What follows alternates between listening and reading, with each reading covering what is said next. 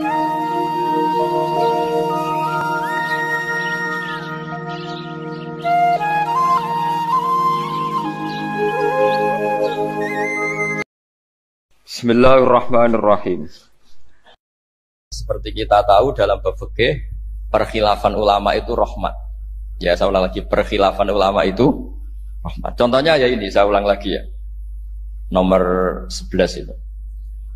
Wasani asyar iku assalamu. Ya, terus di sini disebut wa aqalluhu iku assalamu alaikum, pakai al, assalamu alaikum. Wal asohu te kaul sing asoh iku jawazu salamun alaikum. Oleh nglafatno muk salamun alaikum.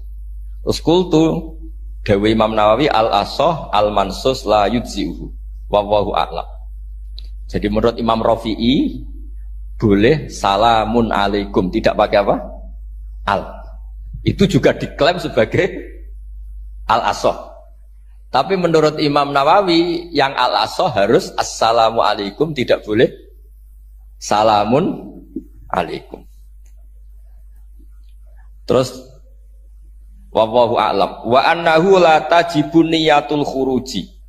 Jadi ketika Anda salam tidak harus niat keluar dari apa? Salat. Dengan kamu salam berarti otomatis keluar dari apa? Salat. Nah, ini menjadi problem menurut pemikiran banyak ulama karena ketika masuk salat harus niat masuk salat. Karena ketika kita takbir kan bisa takbir demo. Ya kan? Kan macam-macam kan? Makanya untuk membedakan itu kan niat. Memang ini kata ulama, bukan kata saya. Sekedar melafadzkan takbir ini kan demo ya takbir. Kamu kagum sesuatu juga takbir. Orang Indonesia itu kadang orang nggak sholat pun bilang subhanallah, memang sudah jadi bahasa nasional. Kalau kaget tuh bilang subhanallah. Saya punya kenalan Cina itu kalau punya uang ya mohon alhamdulillah. Tak tanya kok bilang alhamdulillah. Orang-orang Islam tuh kalau seneng bilang alhamdulillah. Yang ribet itu kubu sebelah. Kalau orang NU mau layasol itu mana tanya, Gus itu doa orang makan. Kok bisa? Biasanya orang NU kalau makanan sudah keluar mau layasol, ribet kan? Aduh repot itu. Jadi kadang-kadang wiridan itu sudah jadi bahasa nasional. Jadi Cina orang nggak sholat tuh kalau punya uang ya bilang alhamdulillah. Kadang orang yang nggak sholat tanya, datang ke saya, insya Allah. Ya ribet. Makanya ulama itu berdebat. Lafaz-lafaz seperti ini itu apakah wiridan apa adat? Nah, untuk membedakan adat dan yang lain maka dibutuhkan niat. Makanya Allahu Akbar harus niat untuk masuk sholat. Nah, normalnya salam juga harus niat keluar sholat. Biar karena masuknya niat ya keluarnya harus niat. Itu menurut sebagian ulama. Tapi sebagian yang lain enggak lah, kalau selesai tidak perlu niat. Tapi tadi sebetulnya ada problem. Jangan-jangan salam ini salam adat. Kebetulan ada temannya masuk terus bilang assalamualaikum, nanti temannya jawab waalaikumsalam. Itu ada kisah nyata. Ini memang naif betul ini. Ada orang alim sholat. Nah, ketika ada yang mau lewat itu kan dihadangi begini ya. Jadi dihadang gini ya, itu hibidin. Yang lewat tuh karena saking nggak pernah yang ngaji malah tidak salaman. Kagetnya bukan main itu. Ada orang sholat, ada orang mau lewat. Kan kesunatannya dihadang begini. Sisi ini santai saja malah ngajak salaman. Wes ribet, ngadepi orang tidak tahu itu ribet. Ya tambah bingung kan. Diliwati saja bingung, apalagi sekarang diajak salaman. Kan memang nggak sambung, kulturnya itu nggak sambung. Nah, itu kalau bilang assalamualaikum terus pikir kamu waalaikumsalam. Ya ribet, memang ngadepi orang tidak tahu itu ya ribet. Makanya ya agama ini, ngelola agama ini memang. Nah barokahnya ngaji fikih itu beginilah, saya sering cerita. Misalnya kita hafal fikih, takbir itu wajib, rukun. Tapi bentuk ngangkat tangan itu sunat. Itu barokahnya Masya Allah. Andai kan kita menentukan kefiahnya, mungkin kita sok suci. Itu pernah ada peneliti cerita ke saya, Gus saya ini orang NU itu pusing. Kenapa? Takbirnya beda-beda. Ada yang terlalu semangat, Allahu Akbar. Apalagi yang was-was, wah itu semangatnya Masya Allah. Malah ada yang tanya, itu takbir berkali-kali itu madzhab apa? Jadi orang was-was cobalah, bertobatlah itu. Jangan sampai jadi madzhab baru. Kalau yang was-was orang bodoh gak masalah. Coba kalau dia orang alim alama. Nanti muridnya juga niru, oh ternyata takbir yang saya itu 3 kali itu. Oh ternyata takbir yang saya itu 7. kali. Itu kalau dia jadi imam. Kalau dia jadi makmum, nyampai ini pinggirnya. Sampai pinggirnya takut kan, bolan baleni. Ada yang kayak orang nggak punya uang. Allahu Akbar, tangannya diangkat separuh saja, enggak. Itu kan, tapi itu enggak ngefek di Indonesia. Karena dari awal kiai-kiainya ngajarin. Ngangkat tangan itu nah, caranya juga agak ditentukan. Terserah kamu. Begitu juga posisikan tangan itu juga sunat. Sehingga kalau sampai ke Turki atau kemana-mana itu ada yang kayak orang baris. Ya kan? Habis takbir ya sudah. Ada yang sendakap. Sendakapnya beda-beda. Ada yang nutupi iga yang hilang katanya. Sampai begini. Ada yang santai begini. Oh, pokoknya nggak jelas. Sehingga itu kalau di militer ini ada Pak Dandim itu juga bingung ini. Nggak protap ini kan. Tapi kalau di fikih itu memang kalau sekali nggak diwajibkan terserah masing-masing. Ada yang kayak orang baris, ada yang sendakap begini, katanya apa? Nutupi iganya yang hilang. Wadah yang sambil rasa-rasa, macam-macam. Tapi barokahnya ilmu fikih itu diputuskan memang dari awal tidak wajib. Yang wajib itu takbirnya. Maka duduk juga begitu. Meskipun kita sepakat duduk tahiyat ula, namanya iftiros, duduk tahiyat akhir namanya tawarruk. Itu harus kita vonis, kita hukumi sunnah. Cara seperti itu sunnah. Wa ayyuku udin qa'ada sohat sholatu. Seperti kemarin di Minhajul Talibin. Dengan duduk gaya apa saja, sholatnya tetap.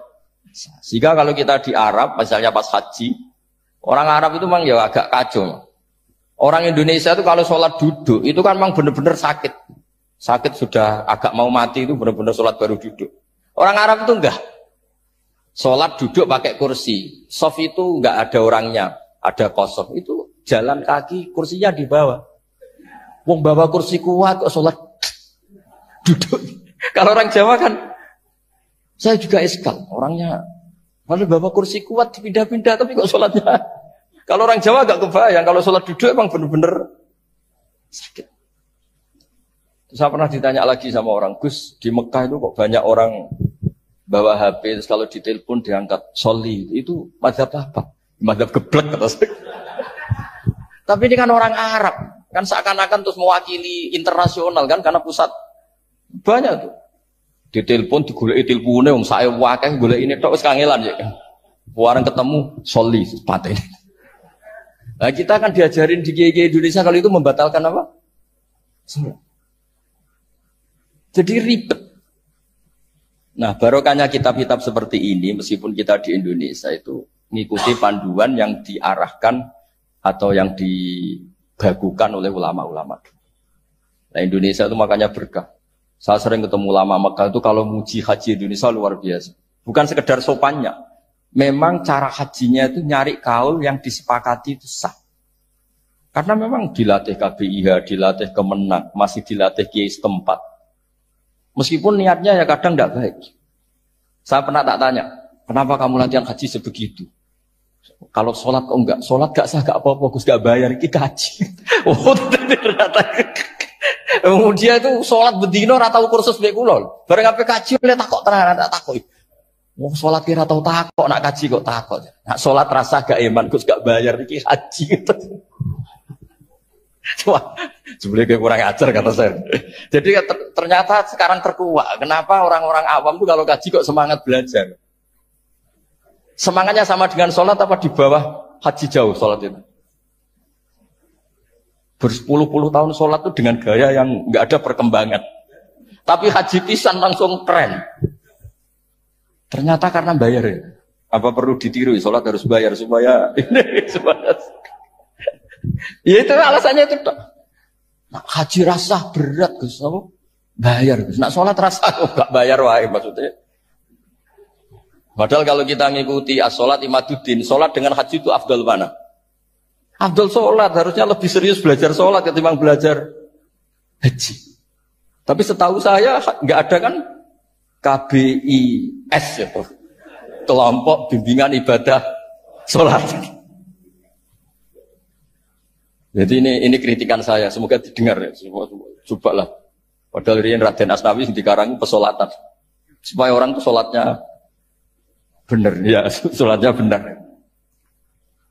Ya jadi ngaji fikih seperti ini setidaknya Anda menjadi tidak mudah mengadili orang lain. Bahwa sholat itu yang takbir tok yang wajib.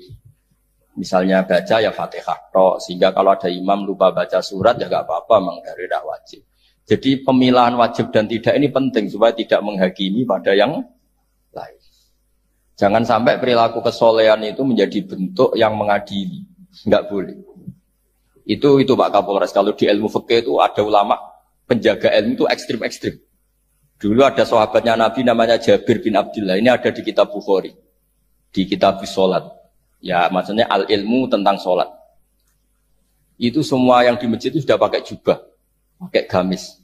Kalau orang Indonesia mungkin ya pakai hem, pakai baju batik, pakai. Itu dia datang malah gamisnya dicopot. Gamisnya dicopot, imamannya dicopot, terus tinggal pakai satu sarung. Terus dicancang di sini, akidan bena torofaihi ala atik. Dicancang begini. Kayak cerita-cerita di perang pahlawan itu. Hanya dengan pakai sarung satu dikalungkan itu. Terus ada orang-orang tabi'in bilang gini, ungzuru ila ashabi Rasulillah. Ini sahabatnya Nabi kok sholat dengan cara seperti itu. Enggak islami banget ya. Enggak keren banget lah. Terus kata Jabir bin Abdullah, saya sengaja melakukan ini supaya kamu tahu bahwa batas aurat yang dimaksud Nabi seperti ini. Shalla Rasulullah sallallahu alaihi wasallam fi izarin wahid akidan baina tarafaihi ala atiki. Saya pernah melihat Nabi sholat seperti saya ini. Tapi barokahnya itu akhirnya diketahui kalau batas auratul rajul hanya mabena surah war rukbah. Andai kan tidak ada perilaku Jabir seperti ini, orang akan ngira bahwa syaratnya sholat itu harus pakai jubah. Syaratnya sholat harus pakai hem. Akhirnya orang-orang yang kebetulan tidak pakai jubah, tidak pakai hem, bingung. Misalnya dia katoan seperapat, pakai kaos. Neng tengah hutan, rasa sholat, ngaku ranggo jubah. Ribet kan? Artinya apa? Ilmu ini harus dijaga konstitusinya, barokahnya perilaku Jabir ini, orang tahu batas aurat. Jadi yang lainnya itu mukamilah atau kesunatan. Nabi juga seperti itu. Semua sahabat itu tawaf itu musyatan, berjalan. Tapi Nabi sebagai tokoh dan pas itu sehat. Saya ulang lagi, pas itu sehat. Ini hampir semua ulama bilang pas itu Nabi sehat. Nabi malah naik unta. Itu kata Imam Nawawi dalam kitab Masbu'. Nabi naik unta itu lebih afdol ketimbang yang jalan. Padahal trennya ibadah kan al-ajul biqadrit tak. Karena apa kata Imam Nawawi? Itu menjadi konstitusi ilmu bahwa syarat sahnya tawaf tidak harus jalan. Andai kan Nabi saat itu kok ikut jalan, maka dikira di antara syarat sahnya tawaf harus jalan. Maka kita kebingungan ketika pakai kursi roda karena tidak punya rujukan hukum. Jadi barokahnya Nabi pakai berkendara, orang menjadi tahu oh itu berjalan itu tidak menjadi syarat sah. Berkendara juga boleh. Ya ada juga sahabat yang sengaja omong-omongan. Maksudnya tawaf kan kudunya meneng wiridan. Tapi ada aja omongan. Untuk menunjukkan kalau ngomong itu tidak membatalkan tawaf. Sampai seperti itu ulama menjaga konstitusi ilmu. Makanya nyuwun sewu kayak kita-kita ini yang anaknya tokoh. Apalagi ini di sini ada Gus Albab. Termasuk ada saya. Yang anak-anaknya tokoh itu memang sudah harus mulai biasa lah. Karena dulu kalau soleh kebanget, itu yang ngel-ngel orang. Abu Bakar, saya tak cerita Abu Bakar itu soleh banget. Saking solehnya itu. Ini nggak akan ada yang niru, saya yakin. Beliau itu hari pertama diangkat khalifah, hari berikutnya masih dagang di pasar. Singkat cerita ditegur, supaya tidak usah dagang dicukupi negara. Beliau setuju dapat gaji. Setelah mau meninggal, semua gajinya itu disuruh ganti uang pribadi. Karena beliau merasa tidak nyaman. Wong mengkhidmati negara kok minta uang. Ganti soalnya uang pribadi, diganti. Nah itu ya tentu tidak wajib, pejabat juga agak minat niru. Nah tapi lucunya apa? Sayyidina Umar ketika Abu Bakar sudah meninggal itu kritiknya lucu. Kamu itu solehnya berlebihan.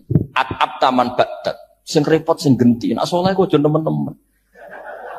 Mesti nak soleh ya dikira-kira lah. Jangan teman-teman. Akhirnya sing genteni, repot. Makanya saya sering jagungan sama putra-putranya Mbah Mun itu. Nah, keluarnya gitu. Abai wis alim, ganteng. Pengaruhnya gede, diterima semua pihak, repot senggeti. Mengenai kalau ini khusnudzon, nak kiai kok pas-pasan, itu mesti wis dianggap strategi lah dengan cara seperti itu. Loh iya loh, kalau misalnya kita hanya Kapolres itu anak kita kan bisa Kapolda. Tapi kalau kita sudah Kapolri itu anaknya juga Jadi Kapolda belum kayak bapaknya kan? Jadi Kapolres belum kayak. Jadi kalau bapaknya hanya Kapolres kan anaknya masih gampang lah nanti Kapolda sudah ngelangkai kan? Jadi kadang-kadang itu artinya ulama dulu itu hebat cara. Makanya kamu jangan kaya-kaya banget, jangan sukses-sukses banget. Kasihan anak kamu nanti ini. Kasihan. Makanya saya sebenarnya jadi kiai itu yang ingin bener-bener banget, tapi sakit santriku lah kira-kira. Ini bukan justifikasi, tapi ini cerita saja cerita. Jadi di antara makalahnya Sayyidina Umar yang terkenal itu komentar Abu Bakar itu at-abtaman ba'dak. At-abta ngel-ngel no siro man ing wong ba'daka sausi siro. Kowe iku terlalu bener sing repot aku iki penggantimu. Enggak aku maksa soleh, tetep aja kayak Abu Bakar. Maksa soleh nek kayak gue nak soleh kira-kira lah, cuma temen-temen gitu. Gantinya. Ini cerita ya, jadi sama mohon. Nah, barokahnya itu juga kesolehan yang massal itu diakui oleh ulama. Termasuk begini misalnya nyuwun sewu, Nabi itu menyebut kesolehan itu ya termasuk wa fi buti ahadikum sodako, kowe ngeloni bojomu ya sodako. Ayati ahaduna syahwatahu wa walahu ajrun. Masa urusan gitu dapat pahala ya Rasulullah? Jawabnya Nabi enteng. Alai salawadu'aha fi haramin akana alaihi wisrun. Kalau dia begitu selain istrinya kan dosa. Ya berarti kalau sama istrinya ibadah. Tidur ya ibadah, kumpul istri ibadah, bercengkrama sama keluarga ibadah. Akhirnya ulama bikin satu hukum yang luar biasa. Di antara hukum yang di kitab usul fikih itu begini. Mubah itu udah ada.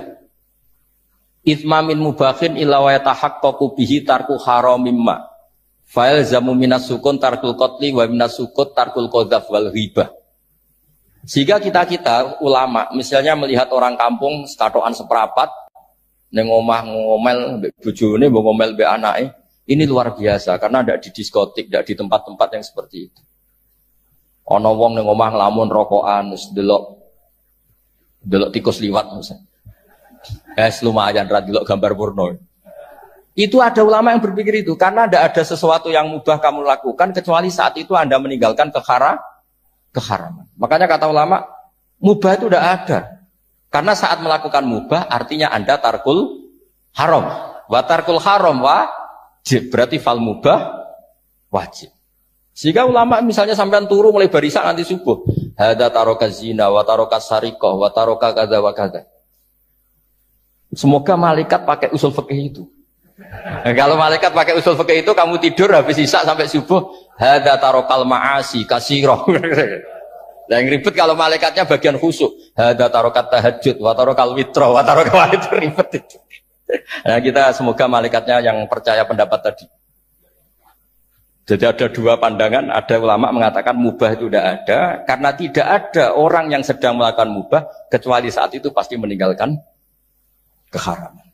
Makanya ini sirinya kenapa dulu kiai-kiai top itu sering jagungan. Orang tahu semua lah, Mbah Zubair sering jagungan, dulu Mbah Tur ya sering jagungan di depan masjid Menoro. Karena ingin mensuasanakan bahwa untuk menikmati hidup itu tidak harus dengan keharaman. Jagungan mbek konco ya seneng, gejul-gejulkan mbek konco ya seneng. Ini anggap saja perlawanan terhadap supaya tidak nikmati maksiat. Wa qutbu hadaddin al-istidzad bil mubahat kata Imam Ghazali. Inti beragama ini adalah nikmati sesuatu yang dihalalkan oleh Allah Subhanahu. Coba ketika orang lain bisa nikmat kalau harus ke tempat-tempat maksiat. Kamu cukup nikmat ketemu konco gejol-gejolkan zaman mondok padha mlarate. Terus diterusno saiki yo jek mlarat atau cocokan mlarat. Itu kan keren loh. Keren.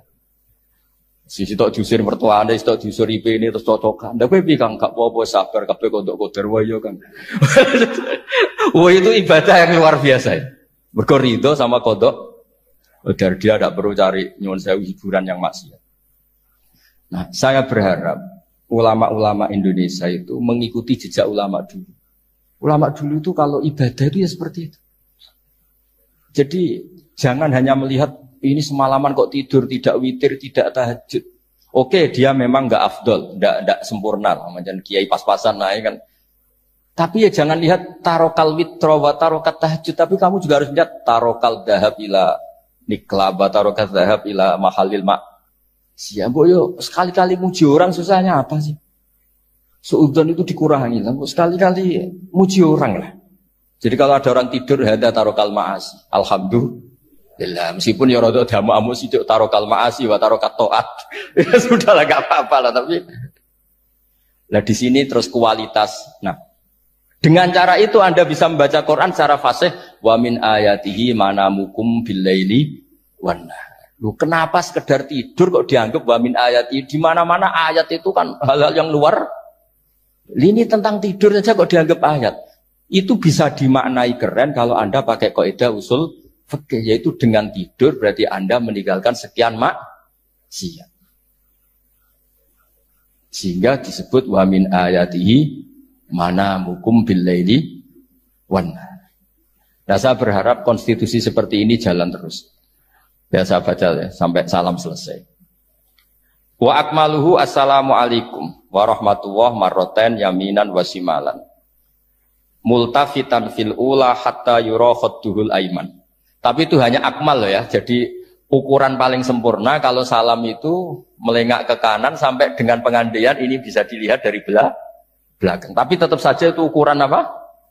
Akmal, tidak menjadi syarat sah. Jadi ya sampai melengak gini sampai kira-kira terlihat dari apa? Belakang. Tapi ukuran itu tetap akmal hatta yura khadduhul aiman. Wa fisaniyah saat terusnya alisar terus nawian assalam alaman an yamini wa yasari minal malaikati.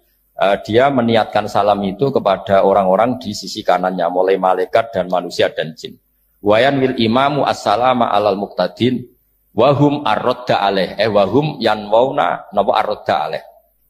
Jadi wahum yanwuna arrodda alaih. Jadi imam niat salam untuk makmum niat membalas salamnya apa? Imam. Tapi itu saya ulang lagi hanya akmal. Terus asal isya asar tartibul akan kamadzakarna. Jadi pentingnya, jadi jangan kira terus ngaji kalau wasunanuhu wa akmaluhu tidak penting, itu penting sekali. Barokahnya status akmal dan sunnah ini kita tidak mudah menvonis orang lain karena kita tahu ibadah itu hanya berstatus sunnah. Coba kalau nggak ada ketentuan itu, kita akan mudah menyalahkan orang. Salam kok orang melengak belas itu sholatnya sah atau orang. Padahal dari awal melengak itu statusnya hanya sunnah. Kemudian untuk penutup supaya ini clear ya. Saya pernah baca di Syarah Bukhari yaitu Fathul Bari. Nabi itu kalau setelah salam itu mukbilan biwajihi alal hadirin. Jadi Nabi langsung menghadap ke timur. Andaikan Indonesia menghadap langsung ke timur. Tapi uniknya para syurahul Bukhari itu menganggap itu tidak satu sunnah yang tidak jadi satu sunnah yang permanen. Tapi kata para syurahul hadis, siapapun boleh melakukan gerakan yang bisa memaklumatkan kalau sholat itu selesai. Saya ulang lagi ya, jadi Nabi menghadap ke timur, kalau di konteks Indonesia, itu sebagai bentuk maklumat, ini loh sholat saya sudah. Karena takutnya apa? Orang yang dari jarak 2 kilo, 3 kilo ingin makmum sama Nabi. Andaikan Nabi tidak menghadap ke timur, tetap posisi seperti sholat menghadap ke kiblat, maka orang dari luar mengira Nabi fi sholatin. Ya, Nabi masih dalam. Bahayanya apa? Kalau orang ini langsung takbir, usolli fardhu zuhri, misalnya makmuman, ternyata Nabi sudah sholat. Berarti sholatnya enggak sah. Kenapa? Irtibatus sholat atau robtus sholat biman huwa laisa fi sholatin. Dia menggantungkan sholat dengan orang yang sudah tidak. Dan itu bahaya sekali. Masa kamu sholat, makmum sama orang yang sudah tidak. Nah semenjak itu terus ada aturannya ulama. Siapapun yang jadi imam harus memaklumatkan diri dengan cara apa saja supaya menunjukkan kalau sholat itu selesai. Makanya adat kiai-kiai kita tetap menghadap kiblat tapi namun astagfirullahaladzim. Itu sebetulnya memaklumatkan. Loh nak niat banter nyentak pangeran masuk istighfar biar gak sopan belas astagfirullahaladzim. Itu sebetulnya itu memang maklumatkan, ini loh jong sholatku wis bar. Nah aku apa makmum masbuk sing ijek sholat atau cuma makmum aku itu. Terus ada yang separuh-separuh, ya tidak madhep wetan, madhep ngulon, madhep ngalor. Itu ya sedengan, maksudnya sedengan. Karena memang kata Syurahul Bukhari, butuhnya itu apa? Imam punya gerakan yang menunjukkan kalau sholatnya itu selesai supaya nggak dikira fi sholatin, kemudian ada yang makmum. Ya clear ini ya. Jadi tidak perlu diperdebatkan kenapa sih ada yang menghadap timur, ada yang menghadap ke utara, ada yang tetap menghadap ke kiblat. Itu nggak perlu diperdebatkan, itu semuanya ada ilmunya, yaitu filosofinya apa? Ada gerakan yang menunjukkan kalau dia sholatnya selesai supaya tidak ada yang ikut. Sekali ada yang ikut berarti nanti apa? Robtus sholati biman laisa fi sholatin, yaitu menggantungkan sholat dia dengan orang yang hakikatnya sudah ada